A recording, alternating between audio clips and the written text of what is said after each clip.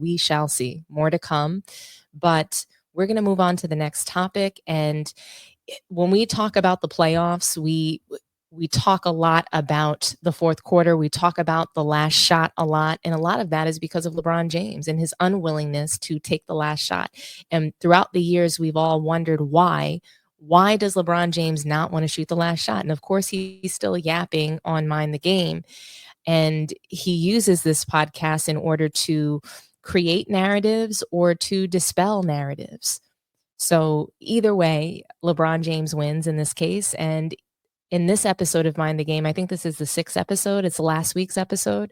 So I'm not fully caught up yet. But essentially, he talked a lot about his decision-making in late games, being in control in those moments, and just making the right plays, knowing what to do, knowing where to put people on his team in order to make the right play. And Steve Nash just asked him, and I'm sure that this was staged and planned, but he asked him, how does he feel about being criticized about not taking the last shot? And Steve Nash, even tried to,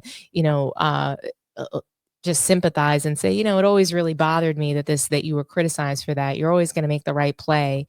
And in times he didn't make the right play.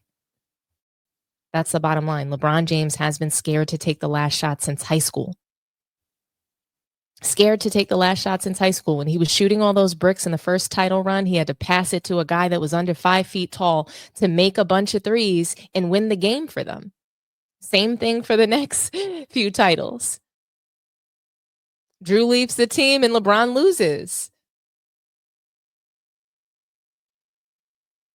Or I think the story is actually in the first title, LeBron James shoots a brick to win the game, and then they don't win. And he never trusts himself again to take the last shot. So all I'm saying is he's been doing this since he's a kid. And he loves to talk about that he knows how to play the right way since he's a kid. And so I think he says this because he's been scared to take the last shot since he's a kid and has never gotten over it. That's all he's telling me when he keeps bringing up that he's been making the right play since he was a kid. No, you've been scared. So this is what he says on Mind the Game. We'll react, but Steve Nash goes right on ahead and asks him, how do you feel about this? So here's his reply. How did you handle, I remember earlier in your career, you used to take criticism for not taking the last shot when you made the right play. Like, how did you handle that? Because that always bothered me. I was like, he can force something right now. He's drawn 2.5 defenders, or he can make the right play. Like, how did you navigate all the noise versus being true to who you are, which is a basketball player plays with intelligence, feel, makes the right read? I just stayed true to what got me to that point. Yeah. Like I knew I was taught the game the right way as a kid, because when we won, we won. It worked. It really worked. Like I realized that, like, when I got into the NBA, I won 3 state championships in high school, and when I thought it was something that like all NBA players did. I thought, like, if you were one of the best players in the world, or you're one of the best players on your high school team, like, you should be able to win a state championship. Right. And I got in the NBA, and there was a lot of guys that never won a state championship, that never won an AAU nationals finals, that never won. And I was like, oh my goodness, I absolutely was taught the game the right way. And we all succeeded and have fun doing it. Like, it brought so much enjoyment to be able to play the game the right way. If it was, I never averaged more than 30 points in high school. I think my highest average was like 27, 28, I believe. Sure. I know for sure. It wasn't about that. Yeah, it wasn't about that. I could have averaged 50 points a game if I wanted to, right, my junior and senior year. But it was never about that. It was about, how can I maximize my teammates? How can I get the most out of my teammates in order for all of us to be successful? And we came here to win state championships, or we came here to win AAU tournaments and AAU national championships. Like, and I felt like in order for me to win ultimately in the pros, even though it's a different level, I couldn't give up the essence of what made me fall in love with the game and how I was taught. Even if the criticism, like, it still goes on. Like, it happened in the 2020 finals when I played in the finals, and, I had an unbelievable game in one of the games to close out the Heat in the finals. And, I drove the ball, 2 or 3 defenders came, and I found Danny Green wide open for a 3, and he missed it. And we went to a game 5, I believe, or game 6. You take it every time. And I'll take it every time. Yeah. I take it every time. Yeah. And people were like, why didn't you take the shot? He should have took the shot. There you go again, passing the shot. Like, never been there. Yeah, it's never, it's one of the, I don't know the quote verbatim, like, but Theodore Roosevelt, the man in the arena.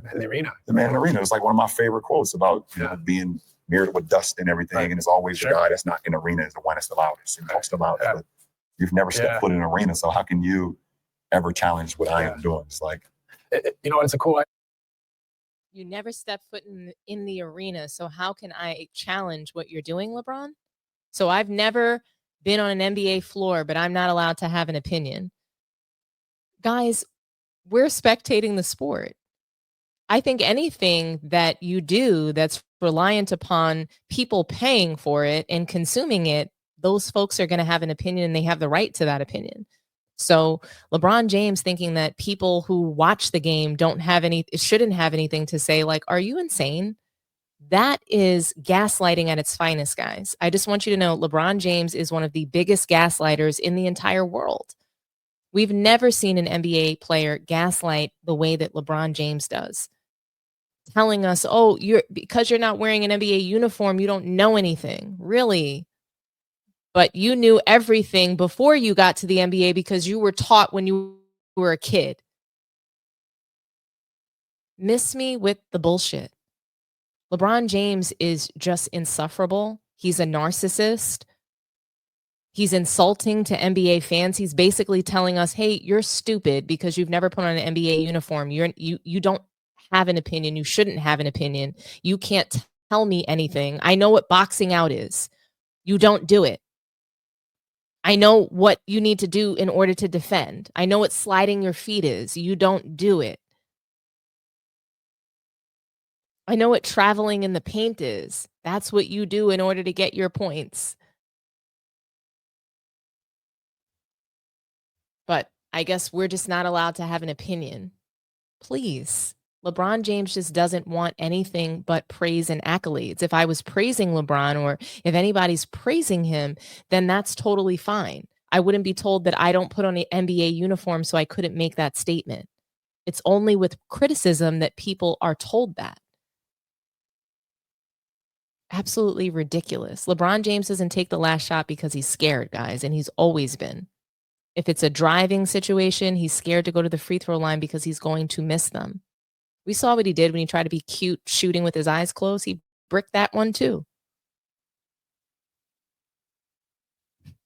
It gets worse, guys. He continues and he talks about a growth mindset. And this is something, this is a leadership competency that they've been pushing out in many different companies lately over the past, I would say, 2 years or so. That people have been hearing about growth mindset a lot in companies.